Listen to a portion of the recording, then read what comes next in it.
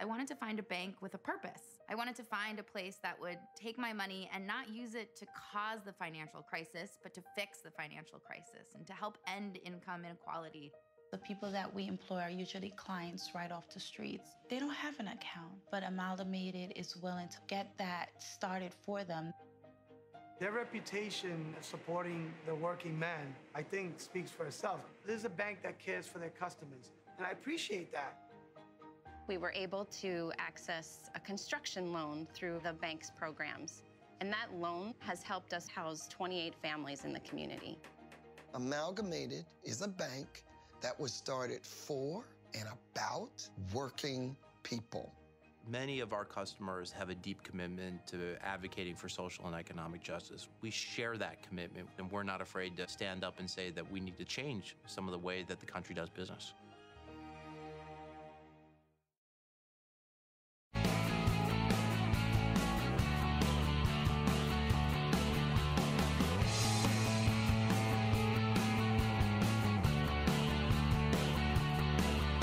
Giving you everything you need to fight the Trump administration. This is The Bill Press Show, live at youtube.com/The Bill Press Show. DACA is a good program and should go forward, and Donald Trump was wrong to end it, so says a federal judge appointed by George W. Bush.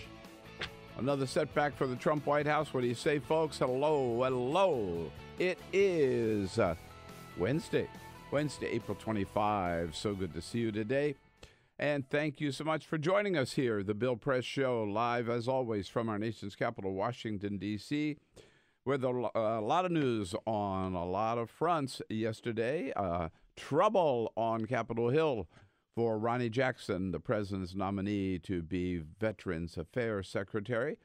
Maybe they should have done a little homework down at the White House before they put that nomination forward. A lot of fanfare at the White House yesterday with the state visit of French President Emmanuel Macron and his wife Brigitte. I was there for the news conference with the two presidents, and there was a lot of news out of it. But Can I just say again, if you're not following us on Twitter at BP Show, you're really missing out, because you gave lots of good color from there at the presser, including the star of the show, the hat. Everybody was watching wherever the hat went. When the hat walked in, man, the photos, the photographers were clicking away. Was it as magnificent as in person as I think it's the stupidest damn hat I ever saw in my life. Okay, thank you. Yeah. Goddamn ugly hat. Embarrassing. Why don't you just go to Texas and get a cowboy hat? I've seen his hat. Anyhow, we got lots to talk about, and you've got lots to comment on. You know how to do it on Twitter, at BP Show. But first, this is the Full Court Press. Just a couple of other stories making news. Well, James Comey has a new book out. I don't know if you heard about this, Bill. He's got a new book out, A Higher Loyalty, Truth, Lies, and Leadership. Well, people really want to read it. It has sold more than 600,000 copies in all of its formats in its very first week. So it is a certified hit. It's number one on Amazon and BarnesandNoble.com.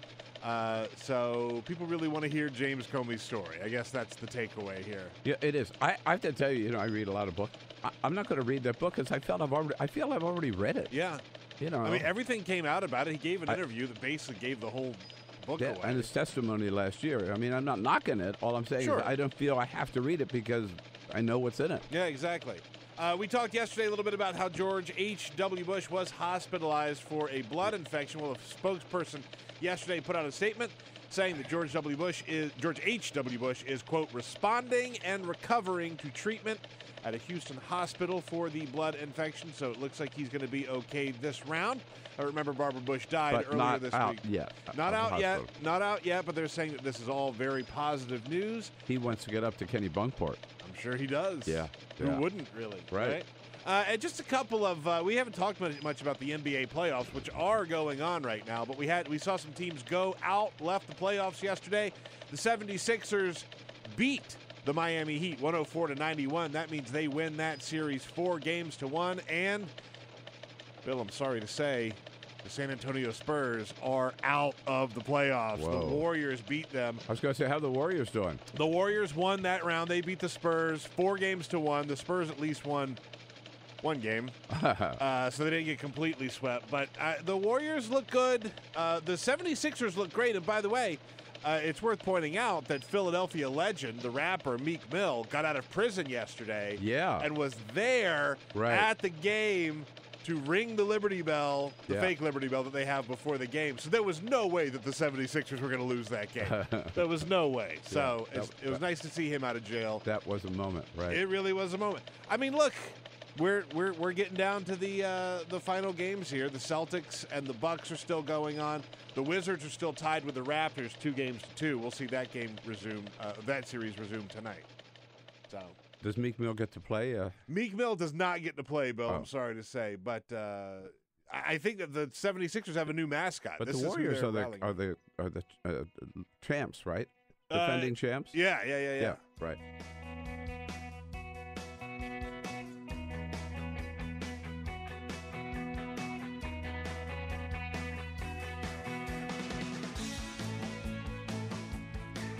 This is the Bill Press Show. DACA has new life today after a federal judge, appointed by George W. Bush, says that the Trump administration decision to end it was capricious and arbitrary. Whoa. Another setback for the Trump White House. Hello, everybody. What do you say? Happy Wednesday. Here we go in the middle of the week, the Bill Press Show. For the next 2 hours, we will romp with you through the headlines of the day and all the news of the day. It is happening on many, many fronts. Big state dinner at the White House last night. Joint news conference between President Trump and President Emmanuel Macron yesterday at the White House, which I attended. And it turns out the highlight of that news conference was really a lot of talk about the Iran deal, but that's not what got the headlines. The headlines were stolen by Donald Trump throwing, at least temporarily, VA Secretary nominee Ronnie Jackson, White House physician, under the bus, basically telling Ronnie to take his marbles and go home. Lots and lots to talk about, lots you want to comment on. You know how to do it. Send us your comments on Twitter at BP Show. As we come to you live, coast to coast, all across this great land of ours and all around the planet on YouTube, youtube.com/The Bill Press Show. Of course, on Free Speech TV and in Radioland, statewide in Indiana on Indiana Talks, and all throughout the greater Chicago area on the great WCPT, the progressive voice of Chicago. Welcome all, and get ready for a wild ride. Great guest today. We're going to be talking with some grassroots activists. This is where the action is taking place today at the grassroots level, and particularly in Trump country. A couple of leading grassroots activists from People's Action and other organizations, including Down Home, North Carolina, joining us for the second half hour of the show today. And then we'll take a look at the Supreme Court. Big cases coming up in front of the Supreme Court, including the president's travel ban for the third time around. Elizabeth Wydra from the Constitutional Accountability Center, and from Politico, foreign affairs correspondent Nahal Toosi, to really take a look at what's left of the Iran nuclear deal after Donald Trump tries to thrash it and Emmanuel Macron tries to save it. We start today, yes, with this DACA ruling that came after we put the show to bed last night. That's what always happens. I mean, you know, we keep saying our late afternoon conference call, we might as well forget it because we figure all the guests we got, all the topics we're going to talk about, plan the show, and then, boom. Always. Yeah. Within an hour, you might as well just throw it away, right? But so this DACA ruling came after the president's news conference yesterday and after the evening news even. A federal judge here in Washington, D.C., Judge John Burns, who is with the U.S. District Court of D.C., very important federal bench, appointed by George W. Bush. He ruled that the Dreamers program must go forward. that the administration must start not only renewing applications, which has been ongoing, but allowing new people to apply to the program. So the program's got to go back, he says, back to normal operation, renewals and new applications, and protection for those in the Dreamers program. The judge said that for the president to do this, it was a capricious and arbitrary move, that there was no pressing need or compelling need to end the Dreamers program. The president did it again arbitrarily, ending it and sending it to Congress and saying, pardon me, remember, you've got to fix it by March 5 or else the program's going to die. And this judge also said that the White House's arguments for defending the president, he said, called them meager legal reasoning. Wow. Yeah. Coming again from a Republican judge, a very serious rebuke of the Trump administration. Now, the judge did say, okay, this is my ruling. I'm putting my ruling on hold for 90 days to allow the administration, this is kind of judge speak, if you will, but to allow the administration to appeal it. But so they'll have a chance to appeal his ruling. They have 90 days to get their case together, have a hearing, and then he'll make his final ruling. But for now, that's what the judge has ruled. It again, a huge setback for the Trump administration. And I would also say it's an open invitation for Congress, once again, to fix this. Congress has basically been told by the judge, you know what you ought to do is you ought to just make this permanent and legal because it's a good program and it should go forward.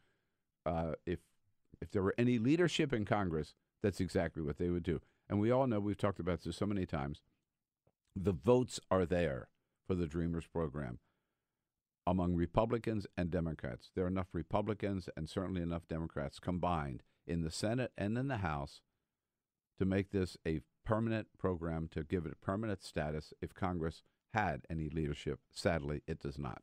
You know, I just having this conversation with my kids earlier this week about how bad of a president Donald Trump is, right? Which compounded by the fact that we got these idiots, Paul Ryan and Mitch McConnell. Right. And so they were saying, like, oh, Donald Trump is the worst president ever. Donald Trump is the worst president ever. And I certainly don't disagree with that. But there is something to be said about the fact that he hasn't done anything, and he can't get anything done. And there seems to be a little bit, not in every single case, but a little bit of, like, an emergency plan for when he screws up, right? Like the DACA thing, I think we can all agree that was a royal screw-up, not only by Donald Trump, but by Republicans. But we do have the courts, and in this case, as you pointed out, a Republican judge stepped in and said, no, that's not how this works. You know, you can't just throw these, as he said, arbitrary things out there that don't really mean anything, especially when you don't understand the law. You don't understand how DACA works. Right. And so it's sort of comforting in a way. Well, the courts have saved us on more than one occasion. Exactly. Yeah. I mean, we'll talk later with Elizabeth Wydra about the Supreme Court and this travel ban, but twice the courts have struck down the president's travel ban because it is a religious it's a religious edict, basically. It's a discrimination based on religion, which is, I mean, there's no doubt that that's not allowed under the Constitution of the United States. So for DACA, good news for now, you know, basically on hold for 90 days, but it does add weight to those who say this is a good program and should go forward. And then yesterday we go to the White House and the state visit of President Emmanuel Macron. I got to tell you, as far as I'm concerned, the whole day was summed up in that hat. I mean, I don't want to make too much of the hat. I just got to tell you, I thought it was the most ridiculous fashion statement ever seen, certainly ever seen at the White House. The First Lady walking out to greet the President of France and the First Lady of France, wearing this white outfit, white suit, which is very attractive. And then this, it wasn't a 10-gallon hat. It was like a 20-gallon hat. It's the biggest damn hat I ever saw on man or woman. It was the worst crime against fashion that we've seen at the White House since Barack Obama wore a tan suit. Yeah, I think that's right. And then the way she wore it down, it was down like to her eyebrows, right? And so it's like you couldn't see any of her forehead or any of her hair. I just thought it looked like, it looked like somebody who goes to a cowboy ranch or some tourist stop in Texas. Sure. And puts on a great big Stetson, and it's too big for them. Yeah. But then they put it on. It goes they say, over their eyes. It comes down to the tip of their nose, and they say, "Well, obviously this one's too big." Yeah, Melania didn't do that. It was too big. She didn't take it off and get a better one, right? I know you're going to accuse me of being a sexist for this. I'm just saying I thought it was really, really stupid. And then that was bad enough.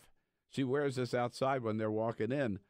But so I go to the news conference in the East Room of the White House yesterday, and we're all there. We're waiting for the presidents to arrive. And then in come the dignitaries, the vice president and Karen Pence and Wilbur Mills, the Commerce Secretary, and Steve Mnuchin and Kellyanne Conway and Steve Miller and Sarah Huckabee Sanders. All the Trumpers are marching in, and in it's a murderer's row of murderer's row. Watching them come in, I just wanted to vomit. And then in comes the first lady with that damn hat still on, and she sat in the middle of that crowd. Steve Miller was sitting in back of her. Steve Miller, seriously, he was leaning way over so he could see the president because you couldn't see anything with it. What if you went to a movie and somebody like that sat in front of you? Sure. You'd tell him to take the damn hat off, right? But she's the first lady of the United States. At any rate, and then the two presidents get into it. And let me tell you, and we'll talk more about the substance of what they talked about in the Iran nuclear deal with Nahal Toosi from Politico just a little bit later. But, here's what I found really embarrassing. The contrast between Donald Trump trying to talk about Syria, trying to talk about Iran, making no sense at all, and then Emmanuel Macron in French and in English, who sounded like, first of all, he's brilliant. He knows the issues so well, and he is so eloquent. And, Trump would just say, this is the worst deal ever. We never should have signed this deal or something. And then Macron will say, now, let me tell you what this deal is all about, why it's good, and why some of the things about it could be improved, and why instead of just throwing something out, and he said, and we'll find out what the president does. We don't know what he's going to do. But if he does throw it out, if he doesn't throw it out, what we all have to do is work on 4 pillars. There are 4 important points over there in the region. And here's 1, and here's 2, and here's 3, and here's 4, and here's why we have to. And, Donald Trump is incapable of, not just incapable of explaining something that way, or talking about that. He's incapable of understanding it. And he stood there. I sent out a couple of photos. He stood there with this goofball look on his face. He thought he was speaking French. He would. He might as well have been speaking French. He would look over at Macron as if, what are you saying, dude? Yeah, oh, God. It was embarrassing. Really, really embarrassing. And then the other thing is that the gestures. I mean, Trump kept turning around and trying to kiss him. The whole thing about a French kiss, I'm telling you, Macron is lucky he escaped without a French kiss. He got everything else. Donald Trump holding his hand, Donald Trump pulling his hand and pulling him along by the hand, Donald Trump wiping the dandruff off, Donald Trump really kissing him on the cheek and hugging up to him like this. Oh, God, it was disgusting. And then saying, I really like him. I really like him. I mean, I got to say, Macron kept his cool, but it was really awkward. Trump is a weird guy in that way. Is. Like, he tries to be super dominant.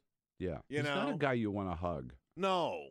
Yeah, He's like an aggressive hugger. Right. So he's forces himself on you. Mugger. He's a mugger. So he says yesterday, we're glad to welcome France, and it's very fitting that the France should be the first state visit. It is truly fitting that we're holding our first official state visit with the leader of America's oldest ally, the proud nation of France. The proud nation of France. It is fitting. They are our oldest ally. They supported us against the British when nobody else would. We wouldn't be here today without the French. That is absolutely the fact. And, of course, Donald Trump wants Monsieur Macron to look perfect for the camera. So he spots a little bit of dandruff on on the lapel of the president's suit. In fact, I'll get that little piece of dandruff for little piece. We have to make him perfect. He is perfect. I mean, I understand, right? Like, I would rather have someone tell me that I have like spinach in my teeth or something like that than just let me, or my fly is down, then let me walk around, right? But the cameras are there. You're both leaders of very important countries. You should maybe just wait. Now, look, I wasn't that close to the president, although I was as close as just about I am to you. Sure. Right? But it wasn't like it was snowy white on his suit. Right? No one's going to see a piece of dandruff. No, there was not like, snowflakes of dandruff. There might have been one. Anyhow, but Trump could not resist. And then they had the big state dinner last night. Very interesting. If you have a chance to take a look at the guest list, somebody said Donald Trump invited his billionaire friends for dinner. That's kind of the way it was. But at any rate, Donald Trump giving the toast at the dinner To President Macron and Brigitte, to the French delegation, and to every proud citizen of France, may our friendship grow even deeper. May our kinship grow even stronger. Wait, I didn't see. Did he? He didn't. I mean, he's not a drinker. No, he uses a glass of water. Ugh. Yeah, I know. No, come on. Well, I'm not going to knock him for not drinking. I know. I just don't love it. Nothing wrong with, at least for a toast. Yeah, for a toast. Take a little sip, right? A glass of wine. But he's a teetotaler, so good for him. And Emmanuel Macron responding, too bad the translator gets in the way here, but at any rate, you'll get the point. Cette Maison Blanche chargée d'histoire. This White House so full of history that the British burned down in 1815, and I say this in the most amicable way, and that James Monroe then had the brilliant idea of decorating with French furniture. I love that. So we're here to show the contrast. The British burned this house down, and then we filled it with fine French furniture. Yeah. I think that perfect sort of sums up the relationship between the two countries. And I've seen that spot, and if you have any friends who ever work at the White House, you can see that spot. You can still see the charred over the doorway into the kitchen in the White House kitchen where the British, evidence of the British burning the White House in 1812. It's still stunning to think that a foreign enemy at the time was able to get into Washington and take over the White House and set fire to it. So that was, we'll talk more again about the substance of the Iran deal with Nahal Toosi from Politico a little bit later. That was the color of the White House, of the news conference yesterday, until somebody asked the president about the troubles that Ronnie Jackson was having suddenly now that it looked like his nomination was going to sail through because everybody had said good things about the former White House physician, or maybe he still is. I don't know whether he still holds that job or not. I guess he does. He hasn't been replaced. But anyway, it looked like it was going to sail through.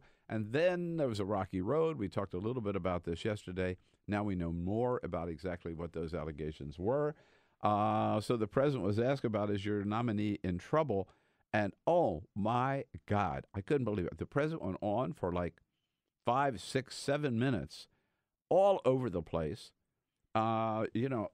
Here they are. Yeah, my notes from standing there at the news conference yesterday, saying that he never met one of the finest people I have ever met. He said he didn't know anything about the allegations, but he kept saying he's one of the finest people I ever met. But then he said, I talked to him this morning, and I told him, and the president repeated over and over and over again, I told him, I don't know why you want this thing. I don't know why you would put yourself through it. I don't know why. Why do you need it? Here's the president saying what he told Ronnie Jackson. I really don't think personally he should do it, but it's totally his. I would stand behind him. Totally his decision. I don't think he should do it. That's amazing. Yeah, I don't think he should do it. And I keep asking him again. He said this over and over and over again. I told Admiral Jackson just a little while ago, I said, what do you need this for? This is a vicious group of people. Yeah. What do you need this for? I mean, what do you need this? In other words, what is he doing? Get out of here. Get out of here. Yeah. And he says, so it's his decision, but if I were him, here's what I would do. If I were him, actually, in many ways, I'd love to be him. But the fact is, I wouldn't do it. No, I wouldn't do it. No, he said that. So he said again, what do you need this for? What do you need it for? I wouldn't do it. He said, you're too fine, reading from my notes, you're too fine a person for this. He'll make his own decision, he said. But he said, I don't want to put a good man, I don't want to put a good man through a process like this. Then he said again, if I were him, I wouldn't do it. I don't personally think he should do it. How could Ronnie Jackson survive after that? Everybody thought, I mean, we were, you get used to expecting Donald Trump to say something outrageous. But I got to tell you, I know I'm speaking for every one of my colleagues who was in that room with me yesterday. We were stunned by hearing Donald Trump say that. So then, later in the day, Ronnie Jackson goes into the Oval Office. They have a meeting in the White House, in the Oval Office, and the White House puts out a statement saying the president is 100% behind Ronnie Jackson. He's not going to withdraw, and the president 100% behind him. So how can you throw him under the bus in the morning and then be 100% behind him in the afternoon? Go figure. It just so proves weird. The White House doesn't know what the hell it's doing. And they did not vet this guy at all. So now let's talk about what the allegations are. There have been over 20 people who have come forward and said the guy has had some serious behavior problems in the job.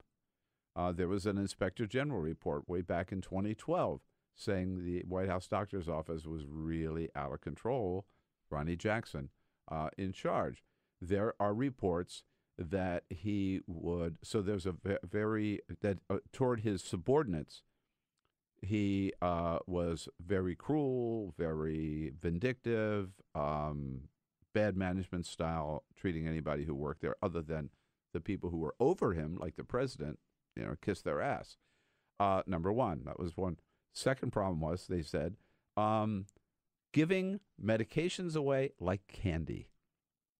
That he would walk down the aisle when traveling with the president. Get this, when traveling with the president, walk down the aisle of the plane and say, anybody need some drugs? Anybody need some medication? Anybody needs giving out Ambien? That's my kind of doctor. Yeah, giving out Ambien and one I don't even know, Provokill, Peters? I'm not aware. Anyhow, so Ambien puts you to sleep. Yeah.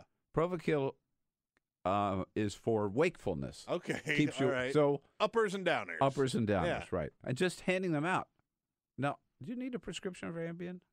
Yeah, you do. I think you do, right? Yeah, so these 100%. were prescription meds, which is one thing that Senator John Tester has said, with all this abuse of prescription drugs in this country and with this opioid crisis, the last thing you need is a doctor who just gives them out to anybody just walking down the aisle. Yeah, just an Elvis doctor. Well, Dr. Nick just handing things out. It's like the flight attendant handing out pretzels. Sure. You want pretzels, peanuts? You want Ambien? You want Provokill? Which drug do you want? Just a big basket. Uppers or downers? Right. Which would you like? Yeah, yeah. So that was the second thing. And the third thing was drinking on the job. And there were two instances cited where apparently, two instances cited. One is that he was very drunk by 4 o'clock in the morning, and he's banging on the hotel door of some woman's hotel door. And the Secret Service had to stop him because they were afraid he was going to wake up Obama and who was down the hall and everybody else. And here's Ronnie Jackson banging on her door, drunk. Another time when the White House staff needed him to take care of the president had whatever. And they went to his room, and he was passed out, drunk on his bed. Holy and cow. They just took some medications out of his room without even waking him up. That seems safe. Yeah, right. That seems safe. So, again, Senator Tester and others have made the point, if you're traveling with the President of the United States, and you're there in case the President of the United States, anything happens, and the doctor is, boom, there right away. If the doctor's dead drunk, there's something wrong with this picture here, right? That he's not on the job.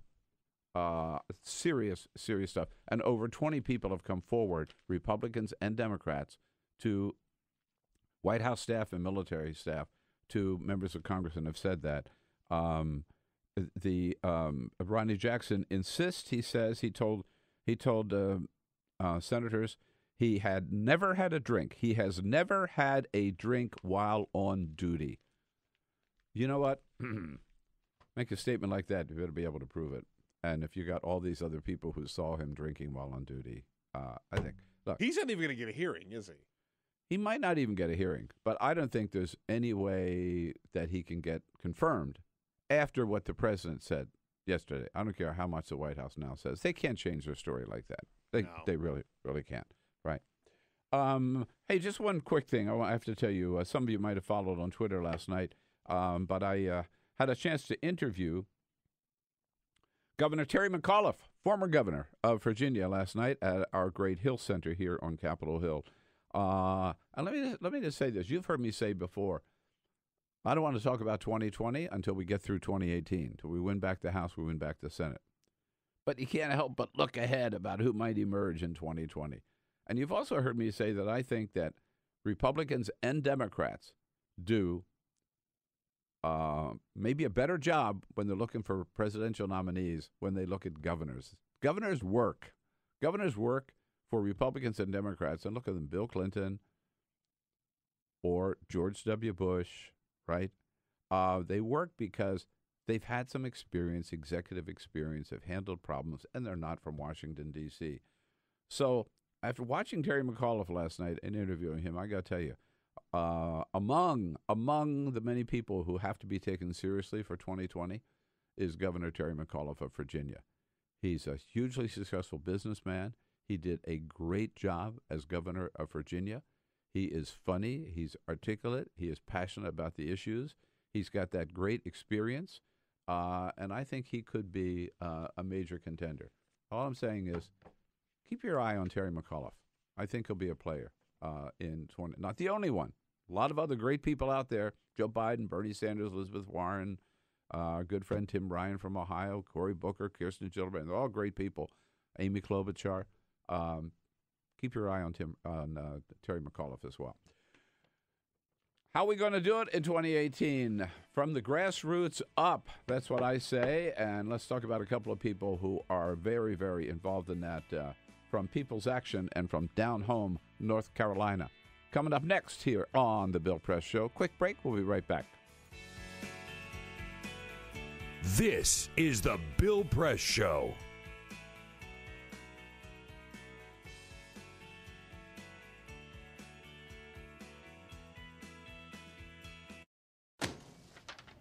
Hey, Hard, what's this? That's my resignation letter. You're resigning? Why? Because you're constantly ignoring me. You're half as active as you used to be, and you eat stuff like this. You've been putting me under a lot of pressure lately. That's why I'm ready to quit. I forgot.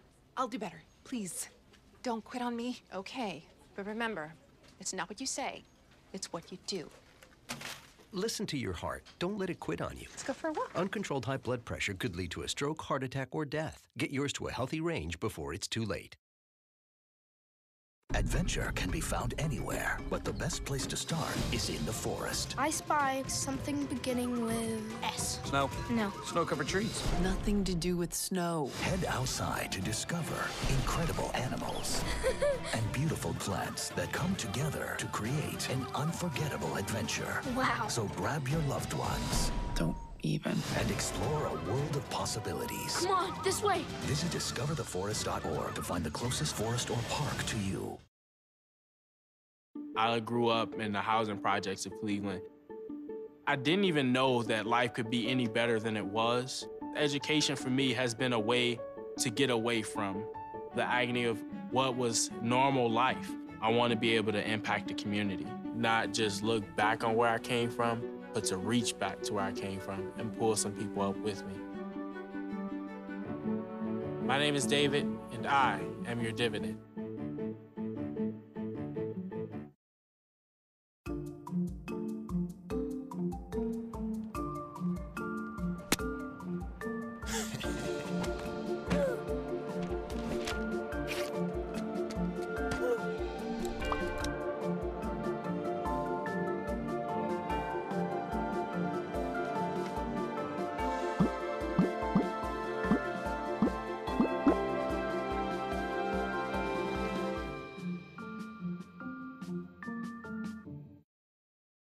Hamilton was adopted from a rescue in 2008.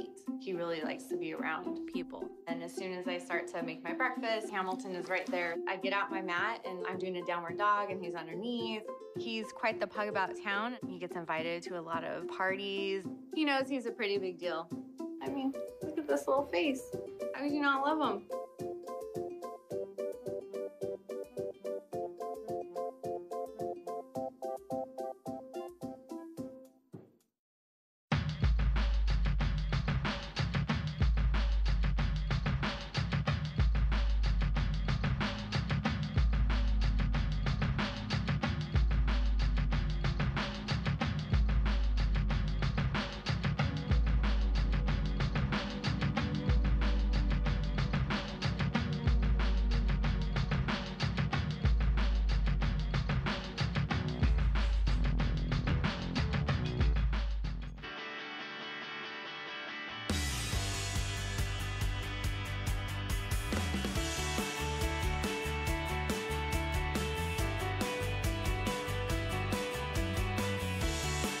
Take The Bill Press Show anywhere you go. Download our free podcast, search for The Bill Press Show on iTunes, and catch the highlights from every show. And welcome back here on this Wednesday, April 25, the Bill Press Show, booming out to you live from our studio on Capitol Hill in Washington, D.C., where we're brought to you today by the International Brotherhood of Teamsters. Yes, indeed, the great Teamsters Union. Members of the Teamsters under President Jim Hoffa. We all live better because of their good work. Encourage you to check out their website at teamster.org. President Hoffa going to be one of my guests at the White House Correspondents' Dinner this Saturday night, along with President Harold Schaitberger of the Firefighters Union.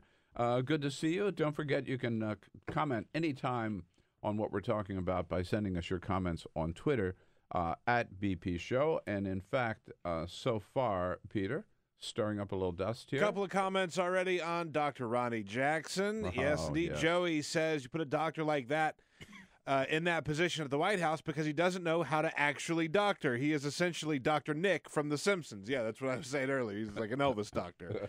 Amy Kelly says, this dip S nominated this dude, Jackson, to be in the position. WTF. I think we all know what that means. And G. Kane talking about Donald Trump brushing the dandruff off of...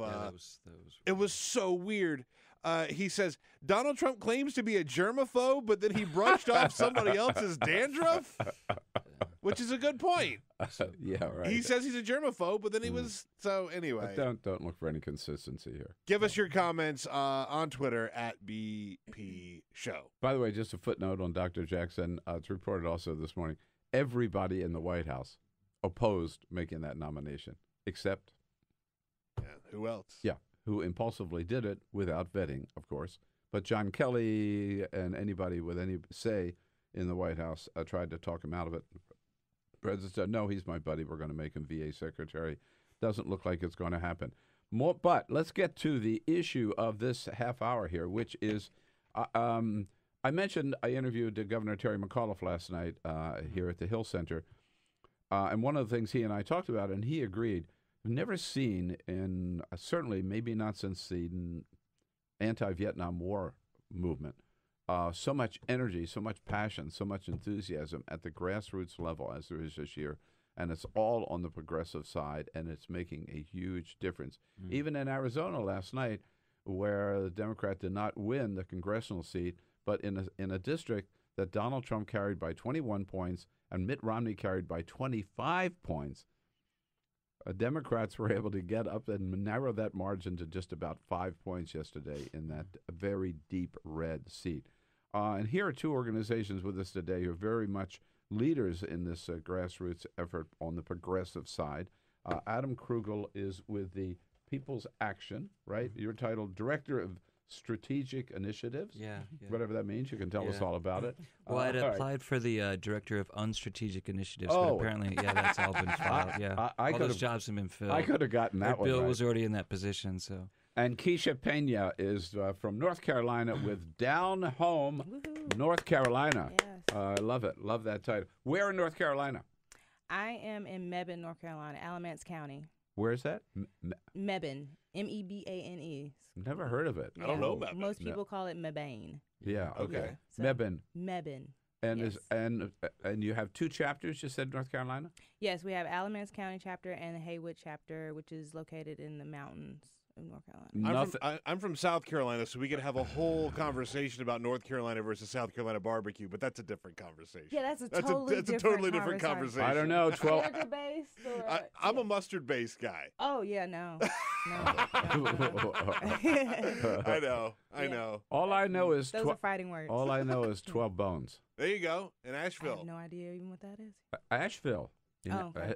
Asheville, North Carolina. Okay. When President Obama went to Asheville, he went right to 12 Bones. 12 Bones, from the plains, yeah. And Peter and I went to 12 Bones, and we went down to Asheville too. Right. Okay. And People's Action is. Yeah. So what's the focus? What do you? Well, People's Action, we're a people's organization. We're one of the largest sort of, community organizing networks in the country. We have about 1 million members in 34 states, 600 organizers around the country, Whoa. and we're building power for everyday people so that we can have enough power to really govern and have control over our lives and begin to build a world where we really put people and planet first. So we're fighting for racial, economic, environmental, and gender justice all across the country. Now you're in town today because there's this summit, Rural Progressive Strategy Summit. Yes. So the focus is what? To focus on these rural areas? I mean, yeah. Because people say, well, the progressives all live in the big cities, right, on the 2 coasts. Exactly. And I guess you're saying no. No. I mean, you look at the history of this country, right? Like it's been, obviously every major powerful advancement in our country's history, certainly in the last 100 years, it's been built around powerful urban-rural coalitions.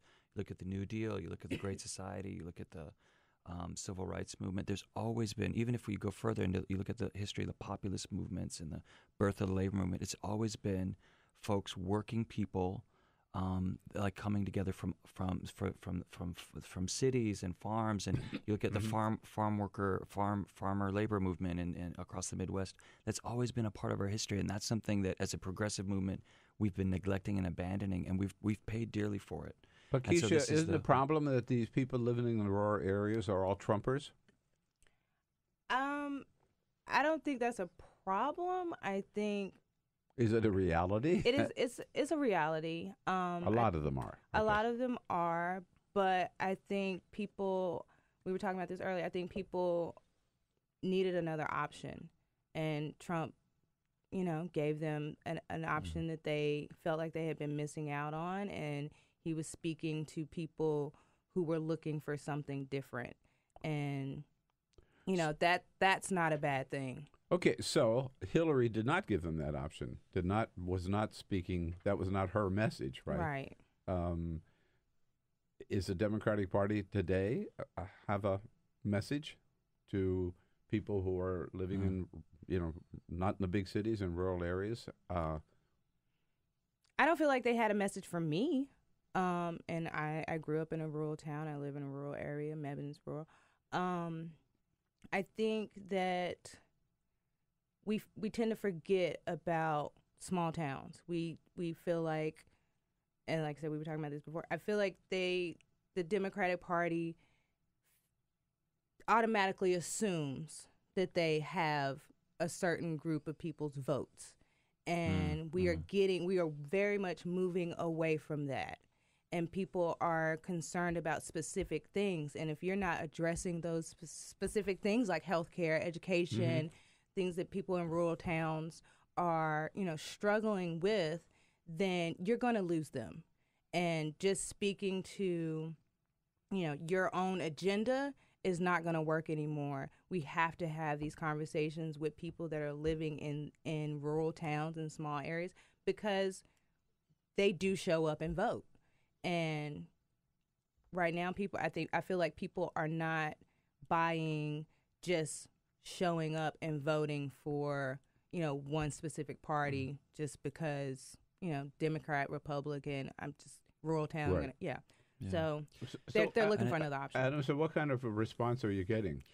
Oh, it's been amazing. I think can I just your question is important. Two quick things. Yeah. One, what the Democratic Party and progressives in general, we do not have infrastructure in rural communities, and so we are losing the battle for people's hearts and minds, and we're not building trust. We're not showing up for people, and that's the number one thing we need to do. And the second thing is, when you say that, what do you mean by that? You mean we're not knocking on people's doors. We're not building organization. We're not getting them involved in everyday democracy. But the right wing forces are everyday organizing, and they're organizing in a much more effective, strategic ways, and they're dominating in these rural communities, and they're not hearing our vision or message, and they don't trust people on the progressive side because they don't see you. We're not showing up for them where they live. We're not showing up for them on their issues. And I want to say one thing, just to your question. This is real important to remember. Rural people, first of all, rural America is not white. It's not synonymous with all white people. It's incredibly diverse, right? Native Americans, people don't understand that. It's very diverse. Don't know that. Yeah, it's very diverse. Largest, it's always been diverse, right? It's like indigenous folks, it's black folks, but so we have this image, right? But you know what the Democratic Party doesn't have? They don't have a message for poor people and working people, and that's what rural America is. Rural America is working people who live off the land, and that is where we are failing. So it's like it is definitely we need infrastructure in rural communities, but we need an agenda that speaks to all people that are struggling, that are being crushed by this economy. An economic system and a system of like racial hierarchy that's killing us. And so that's what we're trying to say is we need a bold agenda, and we need to build power with people where they're at. Does that make sense? No, it makes total sense to me. No. Oh, and you were saying how's it going? It is going. It's been amazing. I'm going to tell two quick stories. Okay. One is I want to talk about Down Home, and then I'm going to talk a little bit about what we're hearing across the country. So Down Home, new organization, birthed out of the sort of tragedy of 2016. But folks are really doing have this awakening that we will never get free if we're not building power in Alamance County and Haywood County and all the places that have been abandoned. And so just in 8 months, they've built multiple chapters. They are taking the fight to big corporations and corporate power. They passed for the first time in a county, in Haywood County. This is real. Haywood County, Trump won by almost 35 points in this county, right? They passed, within 3 months, they passed the first ever living wage policy for in Haywood County for public workers in Waynesville in the history of rural North Carolina. They did that in 3 months because people are so hungry and they're organizing. And when they and I just want to maybe turn it over to Kischa. Like when you were out knocking on doors, they knocked on 4,000 doors. They documented over 1,400 conversations. What was the refrain you heard most often on the doors? You all named the report after that. Oh, no one's ever asked me before. Is the name of our report. Because one of our members in Haywood, I guess when they knocked on her door and we had a survey of issues, that matter to you most, and Sam is her name, and she said that, no one's ever asked me any of these things before. And it's like, this is who you're pandering to, but you're not listening to people. And that's what I learned. Like, people are ready to talk. People are looking for someone to listen. And when you open your ears and you open your heart, you're gonna get to the core of what people need. And then you have to take action with that. You can't just listen and, it's good for a report. Now we have this information, and now we have to deliver on what the people need, like education, healthcare, guaranteed healthcare for all. People are really scared of losing their healthcare, losing their Medicaid, and like we those are things that I feel like in America we should not be afraid of losing. Access to good food, access to clean water. That is ridiculous to me that we are even having to have these conversations and ask for these things. But one thing as an organizer, to me that I think it strikes me about this in the areas where you're active, like this county you mentioned, you knocked on 4,000 doors, and you had 1,400. What was it? Conversations. Conversations, right? I mean, and you were able to affect change. That's relatively a small universe, right? I mean, this is doable. I guess is the point I'm saying. Whereas you go to a Chicago area, or even Washington D.C. or San Francisco, L.A. or whatever places where I've been active in politics, and you're talking about trying to reach hundreds of thousands of people or tens of thousands of people and mobilizing all of this on a smaller scale. You can really kind of get things done. Mm-hmm. It's still hard work and it's still determined work. It's got to be organized, but it's doable, right? Yeah. And particularly North Carolina, I think, is such an exciting state. So we were over years on the air in Asheville, North Carolina. So that's kind of part of the state we know. But like Reverend William Barber, who's done the Moral Mondays movement in North Carolina, we know that Barack Obama carried North Carolina. I mean, North Carolina is on the verge of being a really progressive state, right? I'm learning that we are very important, and absolutely, and the potential there, I think, is right on the cusp. Of moving forward. So I think the work you're doing in North Carolina is so extremely important. Yes, thank you. And what Down Home is doing, and what groups that we're working with as part of this movement all over the country doing, is they're going to the places in North Carolina, but we're doing this in Iowa, Michigan, Wisconsin, Pennsylvania, all over the country. In North Carolina, they're going to the places where no one else is going, and because that's the missing piece, right? Like a lot of the major cities, we're organizing, people are with us, we're making an impact, but it's these rural areas, and you're never going to build enough power in North Carolina if we don't have both right? We need both the urban and rural. These are areas that the Democrats have largely historically ignored.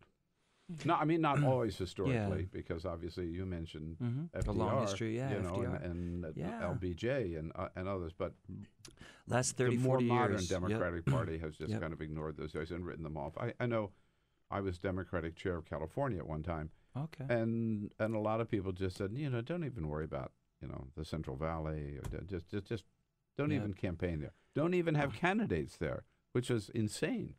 And how did we turn California from red to blue? It was when we had to be able to close the margins, because I organized in California for 15 years, and I was organizing in San Francisco, and I was tired of talking to the same people. You had an organization on every block, and we had nobody in Fresno, nobody in the poorest places. San Joaquin Valley, it's the most prosperous agricultural region in the history of the planet. And if it were a state, it'd be the poorest state in the union. And you take that's like the rest of the country. And that's the only way we turn California from red to blue, was by investing in those kind of places, so we could at least contend. We may not win every election, but we at least have to contend for people's hearts and minds.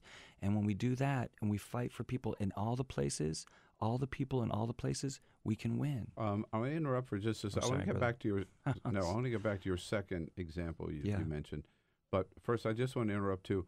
People, we don't have that much time together, so people who want to know more, people who want to get involved around the country, whether they're watching us on television or listening on the radio or following us online, how can they reach you? How can they find out more? So now's the time for a plug for your website. Plug it. Right. Okay. So if you want to learn more about Down Home, downhomenc.org is our website, and we have a Facebook page, Down Home North Carolina.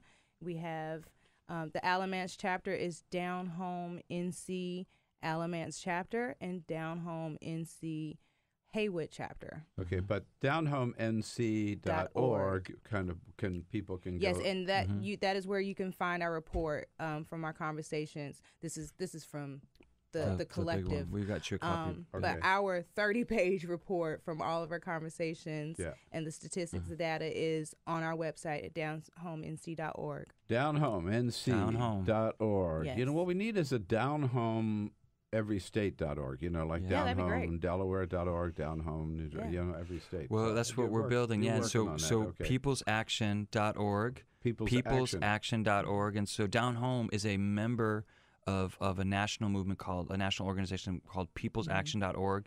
We have chapters in 34 states. We have powerful organizing in 34 states, and we're growing. We're trying to get to all 50, and then we're going global. But if people go to our website, you can also just look online and see a map of all the different organizations and how to get involved. And how you can plug in. Yep, exactly. Right.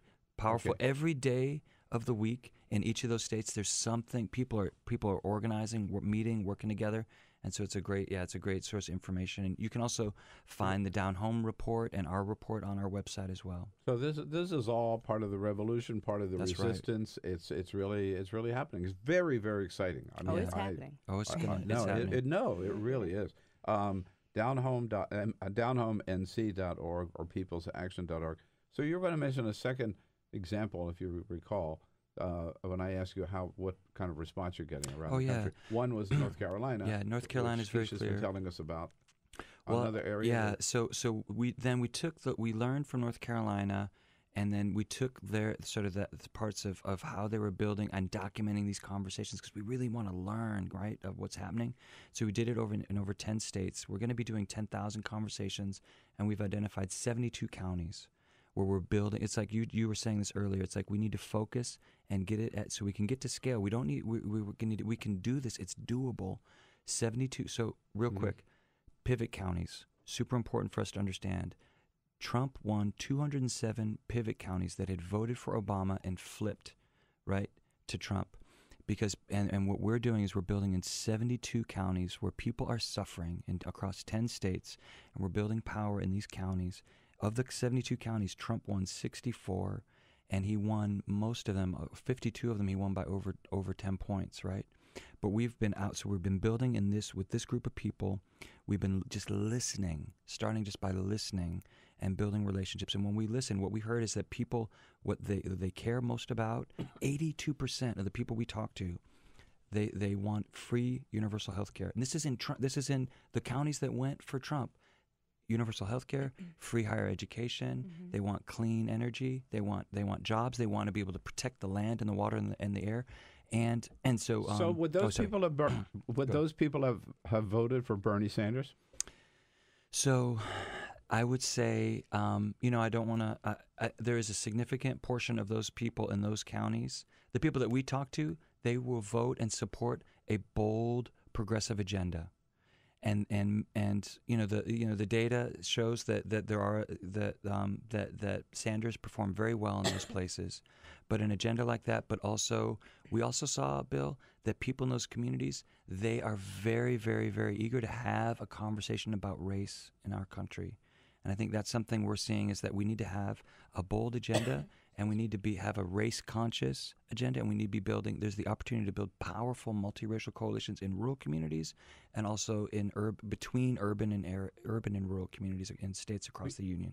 I don't know it well enough that I could spout off the numbers, but I remember seeing that map of counties. Yeah, now, the pivots. It's true. Yeah. Hillary Clinton got 3 million more votes than Donald Trump did. She won the popular vote. But when you look at the counties, it's stark. Yeah, the number of counties that Donald Trump won compared to what Hillary Clinton won. This is a map in our report. It's a map of where we've gone from 1996 to 2016 in terms of counties that are not competitive.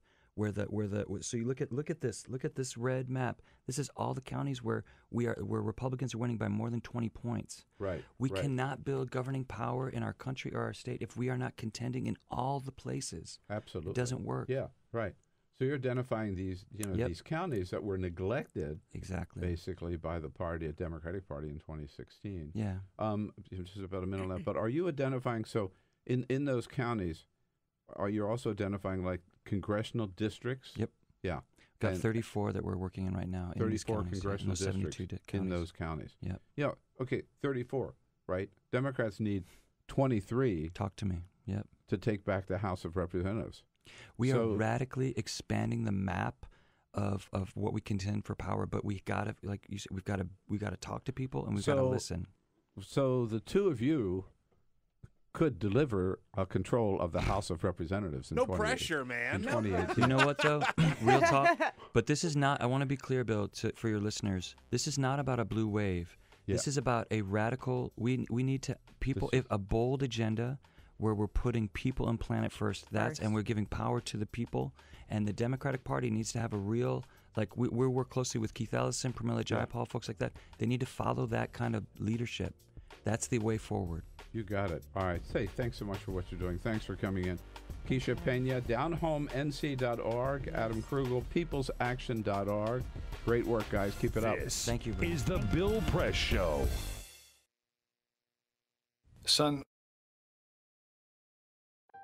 I wanted to find a bank with a purpose. I wanted to find a place that would take my money and not use it to cause the financial crisis, but to fix the financial crisis and to help end income inequality. The people that we employ are usually clients right off the streets. They don't have an account, but Amalgamated is willing to get that started for them. Their reputation supporting the working man, I think, speaks for itself. This is a bank that cares for their customers, and I appreciate that. We were able to access a construction loan through the bank's programs, and that loan has helped us house 28 families in the community. Amalgamated is a bank that was started for and about working people. Many of our customers have a deep commitment to advocating for social and economic justice. We share that commitment, and we're not afraid to stand up and say that we need to change some of the way that the country does business.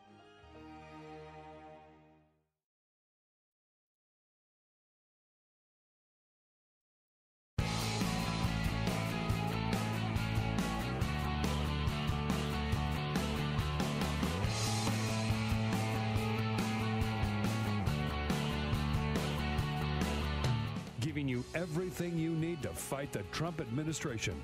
This is The Bill Press Show. Live at youtube.com/The Bill Press Show.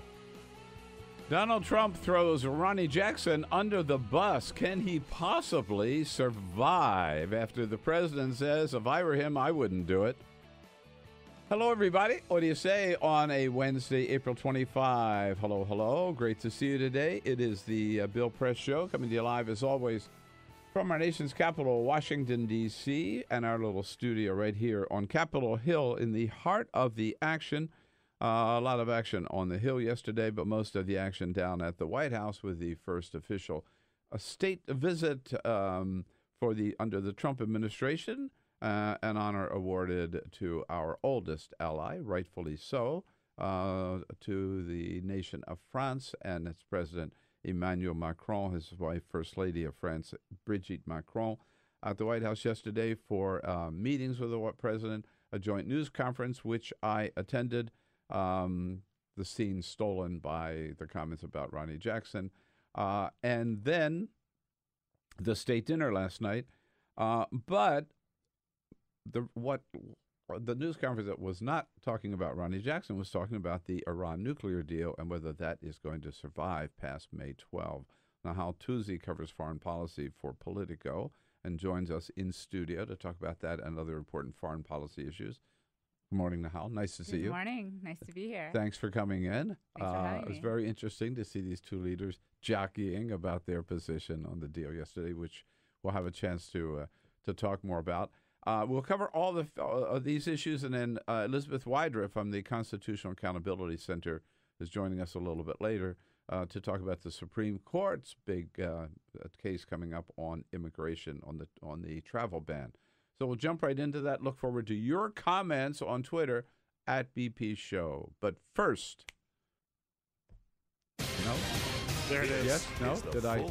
I'm still hungover from the state dinner last night. That was my fault. Sorry. That was Yeah, my right. fault.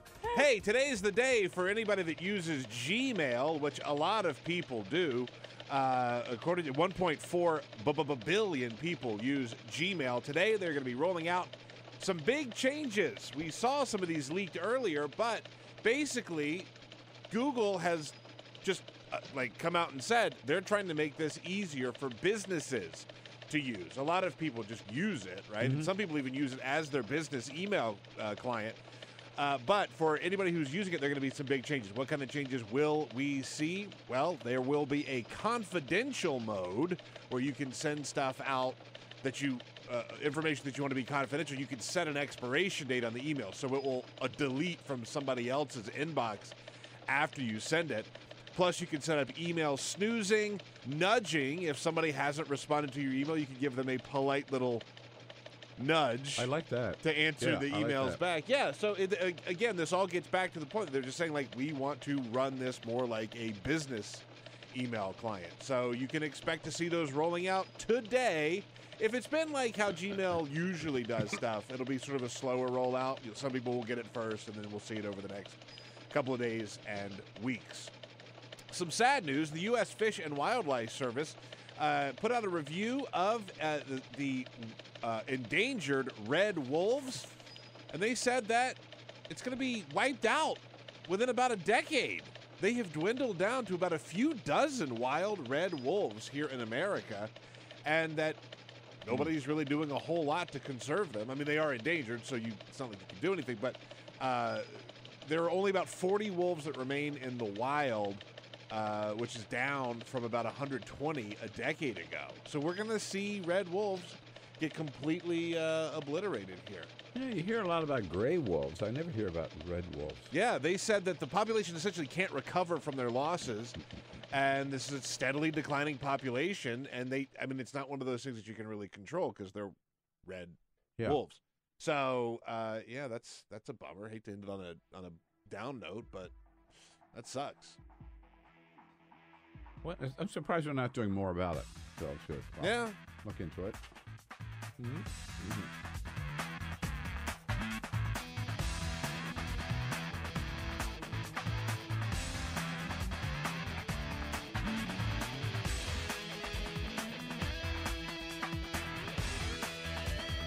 This is the Bill Press Show. Yes, indeed. Ronnie Jackson, can he survive? It was a roller coaster day yesterday when the president first said, if I were him, I wouldn't do it. I hate to put somebody through that process. Nope. I don't know why he needs it. And then later in the day, the president saying, I stand 100% behind him. Which is it, Mr. President? Get it straight.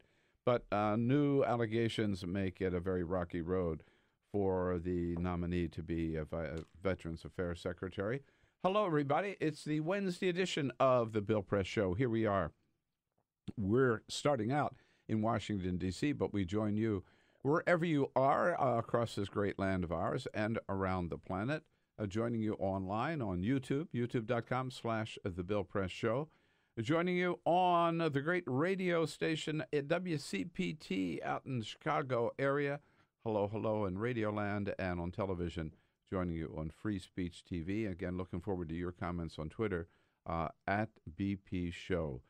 So, hey, can I mention something really quickly? Please. If you're not listening or watching the show live, which is fine. I mean, we wish that you would, but if you can't, we understand.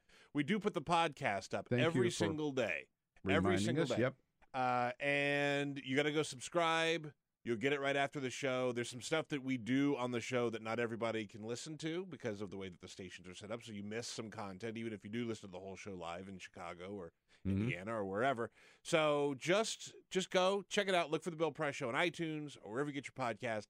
Hit subscribe. And we also are putting out some stuff on the weekends that you can't hear during the regular show. For example, we had our 420 show, which is still up. If you want to go listen to our 420 show where we all got pretty baked for 420 and talked about pot. So go check it out.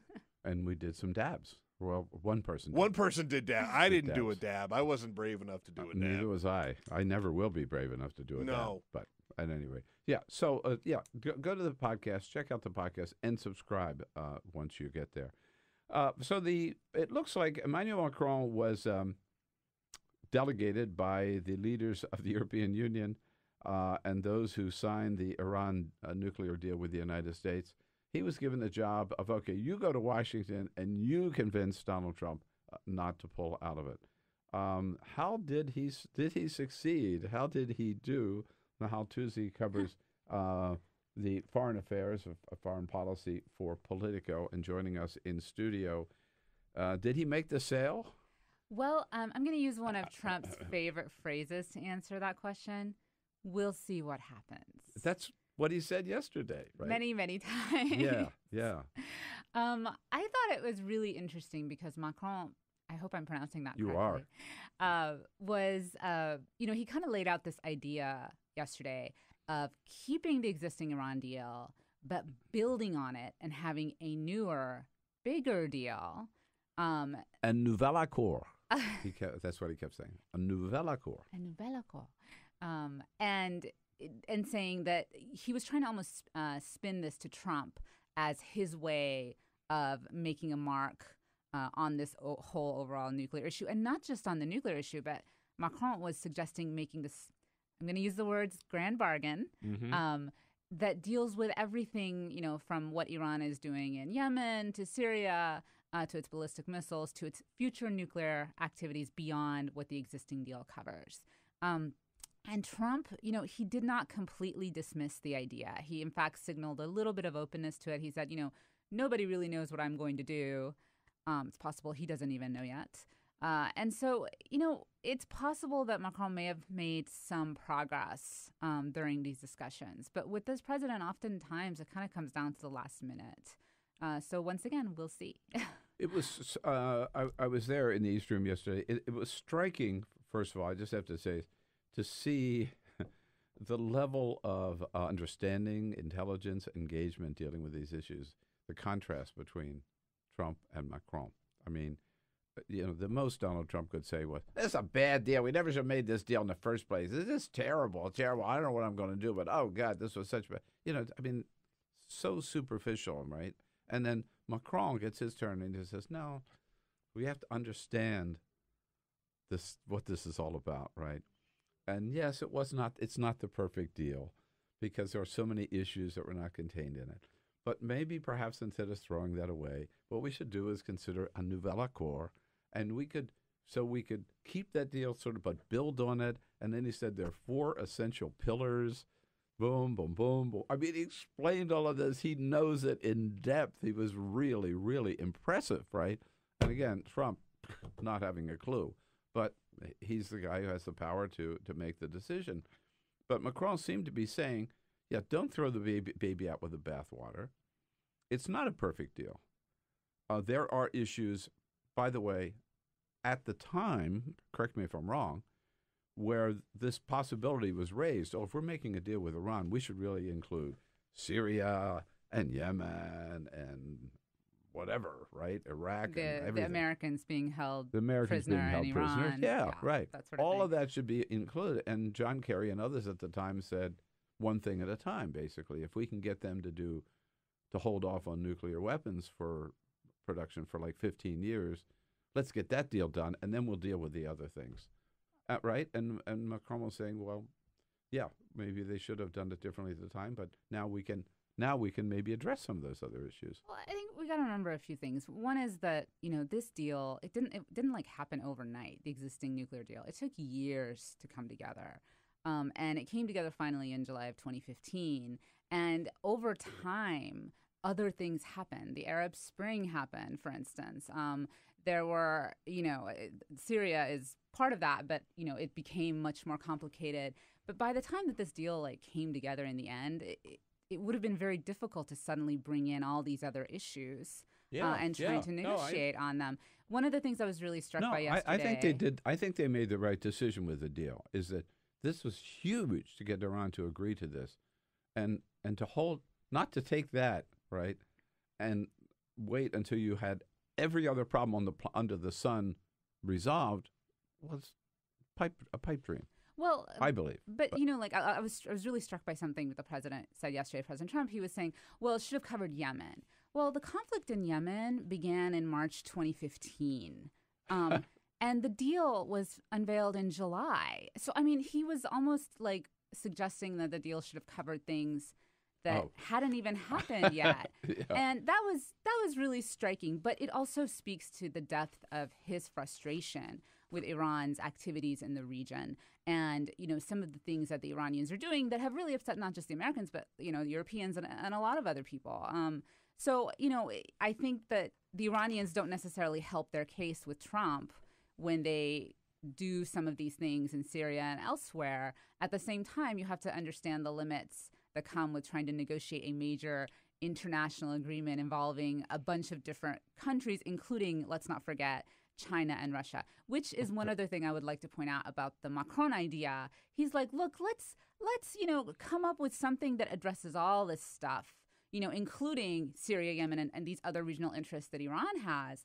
And he's acting as if, or he's maybe perhaps not mentioning that when it comes to a big deal like that, you're still going to have to, ask for something from the Iranians, and they're going to want something back. So what are you going to get that's going to make the Iranians happy as well? What kind of concessions is the West going to give to Iran? Plus, you have to get the other Western partners to agree too, correct? Right, and also not just Western, and but also isn't China and Russia. Yeah, China and Russia. Yes. Remember, because of the Security Council, but also Russia has just as many. Well, depends on how you put it, but Russia has a lot of interests in Syria too. So is it gonna, stand around and let Iran make some sort of a deal on Syria that it doesn't? These are. But here's what I think Macron is doing. He's buying time. Okay, he wants this particular existing deal to stay intact.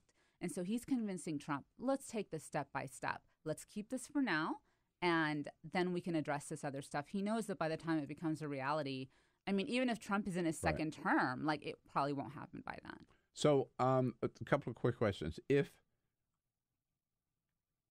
the United States pulls out, or if Donald Trump does not sign it by May 12th, right? Mm-hmm. What happens to the deal? Does it totally collapse? So I'm going to take this opportunity to plug a story that I should have running very soon. If my editor will get to it. All right. Come on, editor. What's your editor's name? Let's call him out. No naming.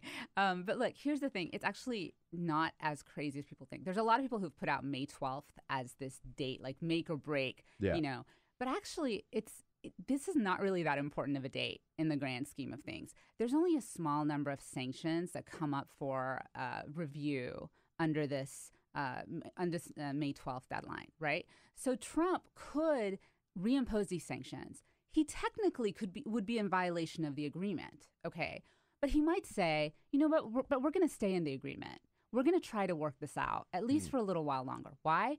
Because a whole bunch more sanctions come up 2 months later for renewal. Yeah. It's that July date in which a ton of new sanctions come up.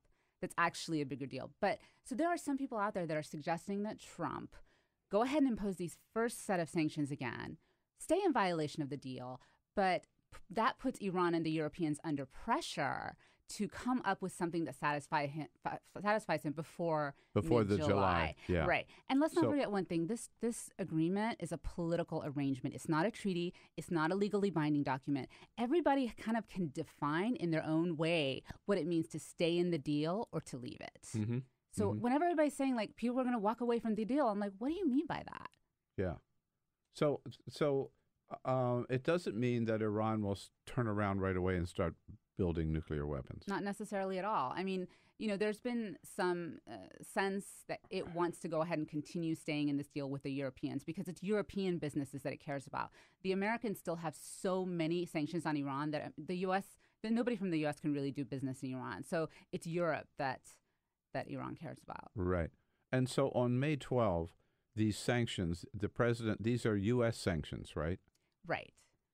They're not, every country is not bound by them. This is just U.S. sanctions. But here's the tricky thing. They're secondary sanctions.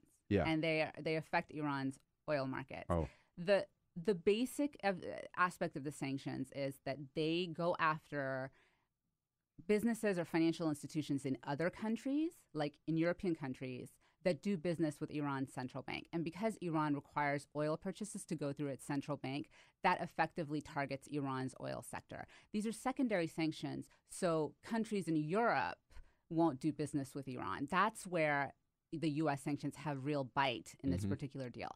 But there are provisions within this statute that allow for exemptions, and Trump can say, I'm going to reimpose these sanctions, but it won't take effect for another 6 months.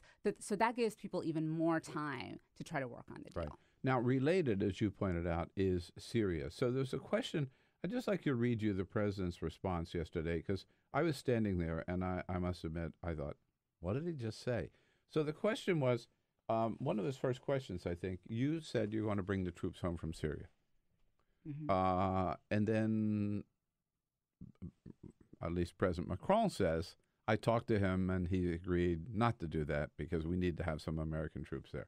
So the question was, so what are you going to do? Are you going to bring them home or not? Right. Quote, this couple of paragraphs here, but just so people get the drift of this is the President of the United States clarifying exactly what his position is on Syria. Making it very clear. Making it very clear. Right. As far as Syria is concerned, I would love to get out. I would love to bring our incredible warriors back home. They've done a great job. We've essentially just absolutely obliterated ISIS in Iraq and in Syria, and we've done a big favor to neighboring countries, frankly, but we've also done a favor for our country, With that being said, Emmanuel and myself have discussed the fact that we don't want to give Iran open season to the Mediterranean, especially since we really control it to a large extent. We really have controlled it, and we've set control on it. So we'll see what happens. But we're going to be coming home relatively soon. We finished, at least almost, our work with respect to ISIS in Syria, ISIS in Iraq, and we've done a job that nobody else has been able to do. With that being said, I do want to come home, but I want to come home also with having accomplished what we have to accomplish. Crystal clear. Now, what does that mean? When are the troops coming home? Well, okay. Let me try to channel the president for a second. Okay.